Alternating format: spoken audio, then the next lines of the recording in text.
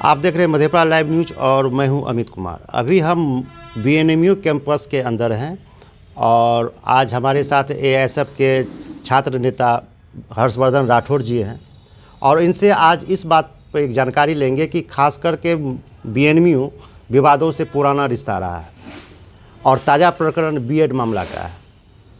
और बीएड मामले में अभी फ़िलहाल जो ताज़ा तरीन जो खबर आ रही है कि इसमें बहुत सारा घोटाला, बहुत तरह धांधली हो रहा है। क्या मामला है, आइए इनसे हम जानते हैं। सबसे पहले आपका आभार और आपका स्वागत भी। बीएन मंडल विश्वविद्यालय का जो आपने कहा कि ये विवादों से जुड़ा रहा है, मुझे लगता है कि ये विश्वविद्यालय का परिचय ही है जो विवादों से जुड़ा हुआ विश्वविद्यालय वो बीएन मंडल है।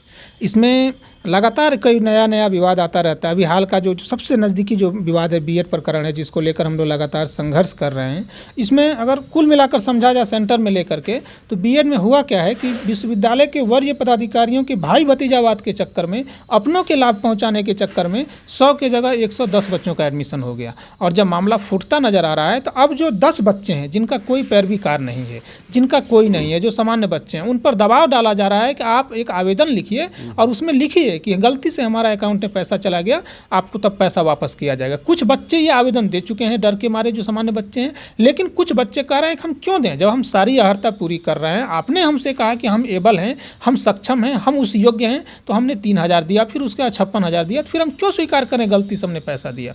तो इसलिए हम गलती नहीं मानेंगे, हमारा एडमिशन लिया जाए। ऐसे बच्चे VC से लेकर के प्रधानमंत्री तक आवेदन दे चुके हैं। प्राप्त सूचना यह भी है कि कुछ बच्चे इस मामले को लेकर हाईकोर्ट भी चले गए हैं। यह विश्वविद्यालय के लिए शर्मनाक बात है कि जिन बच्चों को पढ़ाई करके अपना कैरियर संवारना था और विश्वविद्यालय को उसमें सहयोग देना था, विश्वविद्यालय की गलती के कारण वो बच्चा अपना कैरियर संवारने के बजाय आज वो संघर्ष कर रहा है अपने हक के लिए। इसी मुद्दे को लेकर एआईएसएफ संघर्षरत है। एआईएसएफ इस मुद्दे के साथ संघर्षरत है कि मेरिट लिस्ट में 42-44% वाले का एडमिशन हो जाता है, 70-71% वाले लोग सड़क पे रहते हैं। एआईएसएफ को इस बात पे एतराज़ है कि जो कैटेगरी है, जैसे कुछ कैटेगरी में जो 37 बच्चों का एडमिशन होना था ऑन स्पॉट, उसमें से कुछ कैटेगरी है जिसमें सीट था ही नहीं, 0 सीट था, उसमें कई बच्चों का एडमिशन हो गया। कैटेगरी का यानी रोस्टर का तो धज्जी उड़ा के रख दिया गया 37 बच्चों के एडमिशन में, इधर का उधर, उधर का उधर, जिसमें जितना सीट है उससे ज़्यादा, मतलब जो है उससे ज़्यादा दूसरे में एडमिशन कर दिया, जिसमें जो सीट बिल्कुल नहीं है उसमें एडमिशन कर दिया। तो इस सारे प्रकरण को लेकर हमारा संगठन संघर्ष कर रहा है और हम उम्मीद करते हैं कि छात्रों के साथ न्याय होगा और जो पीड़ित छात्र हैं उनके साथ न्याय हो सकेगा। विश्वविद्यालय और माननीय कुलपति से हमारी यही आशा है। तो आप चूँकि छात्र नेता हैं और लगातार छात्र के हित से जुड़े हुए आप हमेशा मुखर रहते हैं, ऐसा आपको लगता है कि यूनिवर्सिटी हमेशा विवाद का ही क्षेत्र रहा है? कभी ये विवाद से हट के कभी जी सकता है कि यूनिवर्सिटी? विश्वविद्यालय में यह आश्चर्यजनक है, आपको जान के आश्चर्य होगा। ये विश्वविद्यालय में कुछ चीज़ सोचिएगा तो आपको विश्वास नहीं होगा। घर में लोग अपना जन्मदिन याद रखते हैं, विश्वविद्यालय को तो अपना वर्षगांठ याद नहीं रखता है। आपको पता होगा कि एआईएसएफ के लगातार 5 से 6 वर्षों के संघर्ष के बाद इस साल विश्वविद्यालय ने स्थापना दिवस भूपेंद्र बाबू की जयंती को कैलेंडर में स्थान दिया। इससे बड़ा दुर्भाग्य क्या हो सकता है? इसके लिए हम लोगों को संघर्ष करना पड़ता है। दूसरी बात कि यह विश्वविद्यालय बार बार प्रेस कॉन्फ्रेंस करता है कि हम नेक्स्ट से मान्यता के लिए ये कर रहे हैं, वो कर रहे हैं। कुछ भी नहीं कर रहे हैं भैया। आपके अंदर में एक अच्छा सा टॉयलेट नहीं है। आपके अंदर की खासियत यह है कि शराब की बोतलें मिलती हैं। आपके अंदर की खासियत यह है कि एक भी गर्ल्स और बॉयज हॉस्टल आपके कैंपस में नहीं है। क्या नेक्स्ट से आप मूल्यांकन लीजिएगा? और सरकार तो ये योजना बना रही है। मैं केंद्र सरकार को साधुवाद देता हूँ विपक्षी संगठन से होने के बाद भी, कि केंद्र सरकार ने नैक मूल्यांकन को जो है प्राथमिकता दी है। UGC इस पर लगी हुई है कि जिसकी नैक से मान्यता होगी वही विश्वविद्यालय बचेंगे। और मुझे बड़े अफसोस के साथ कहना पड़ता है कि विश्वविद्यालय की जो अभी की रफ्तार है उससे नैक से मान्यता नहीं मिल सकती है, क्योंकि विश्वविद्यालय में कुछ है ही नहीं। ये कुछ दिन पहले कुलपति द्वारा ये घोषणा की गई थी कि यहाँ पर महिला छात्रावास खोला जाएगा, क्या वो खुला? ये बहुत बड़ा लॉलीपॉप है। ये एआईएसएफ इसको संगठन लगातार संघर्ष किया। आपको याद होगा 4-5 साल पहले एआईएसएफ ने भूख हड़ताल जारी किया था, जो बिहार के सबसे बड़े भूख हड़ताल छात्र आंदोलन में रहा 15 और 12 दिन का। मैं रहा और हमारे एक साथी मनीष जी रहे। उस आंदोलन में इसको प्रमुखता से लाया गया गर्ल्स हॉस्टल को। दूसरे छात्र संगठनों ने भी इसको उठाया। गर्ल्स हॉस्टल का एक मुद्दा क्या है? जब छात्र संगठन मुखर होता है तो 15 अगस्त 26 जनवरी पर झंडा का फीता खींचते वक्त VC इस बात को बयान देते हैं कि गर्ल्स हॉस्टल शुरू किया जाएगा। पेपर में छपता है, मुद्दा वहीं रह जाता है। और इस बार हुआ क्या है कि सुपरिटेंडेंट घोषित हो गई हैं विश्वविद्यालय ने, तो जब ये कह दिया कि कोई छात्र आवेदन ही नहीं कर रही, तो एआईएसएफ ने कहा कि आपको आवेदन मिलेगा, छात्राएं इच्छुक हैं। उसके बाद छात्र ने जब आवेदन दिया, जितनी सीट थी उससे कई गुना ज़्यादा आवेदन दे दिया, तो विश्वविद्यालय ने कहा पिछली बार जब अवध किशोर राय वीसी हुआ करते थे माननीय कुलपति, तो उस समय एआईएसएफ ने जब सीट से ज़्यादा आवेदन दिया तो विश्वविद्यालय ने कहा कि हम इसमें तय करेंगे कि किसको सर्वाधिक जरूरत है। उसके बाद फिर पता नहीं क्या प्रकरण आया, फिर उसको बंद कर दिया गया। फिर जब एआईएसएफ संघर्ष किया तो कहा गया नहीं, गर्ल्स हॉस्टल होना चाहिए, हम उसको साफ सफाई करा रहे हैं।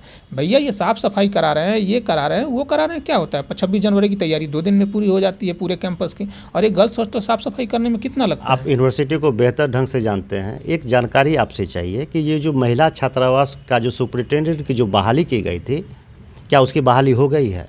महिला छात्रावास की जो सुपरिटेंडेंट है, इसमें एक राज की बात आपको बताते हैं। पहले की जो छात्रावास अधीक्षक थी उनसे जुड़ा कुछ विवाद था, उन्हीं के चलते छात्रावास शुरू होते ही बंद हो गया। तो एआईएसएफ ने कड़े शब्दों में कहा कि अगर उनको फिर से लाया गया तो संगठन जो है फिर विरोध करेगा। तब बाद में दूसरी एक महिला शिक्षक को जो है शिक्षक बनाया गया, नोटिफिकेशन जारी हो गया है, लेकिन नोटिफिकेशन जारी हुए कई सप्ताह गुजर गए, इस क्षेत्र में कोई पहल नहीं हुआ है। हमारे तरफ से एक मज़ेदार वाक्य आपको और बता रहे हैं कि जो हमने जिन छात्राओं का आवेदन माननीय कुलपति को दिया था, अब वो छात्राएँ जो हैं अपना सत्र समाप्त करने को हैं और छात्रावास में रह करके पढ़ाई करने का उनका सपना उनके साथ सपना ही रह जाएगा।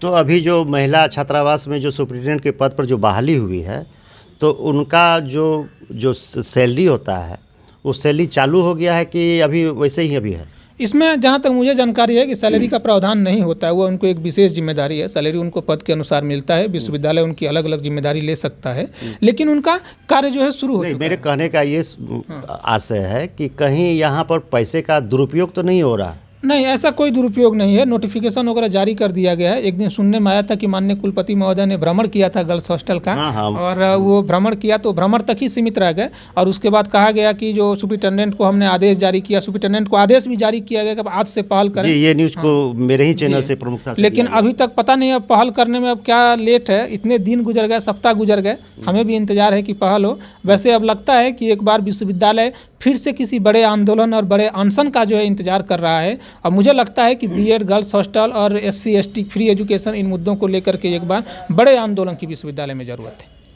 तो हमारे साथ मौजूद थे हर्षवर्धन राठौड़, एआईएसएफ के छात्र नेता हैं, और इन्होंने कहा कि हम लोग लगातार प्रयासरत हैं कि यूनिवर्सिटी जो है विवाद से बाहर हो जाए, विवाद से अलग रहे, यहाँ छात्र हित का बात हो, छात्र को कभी कोई दिक्कत ना हो।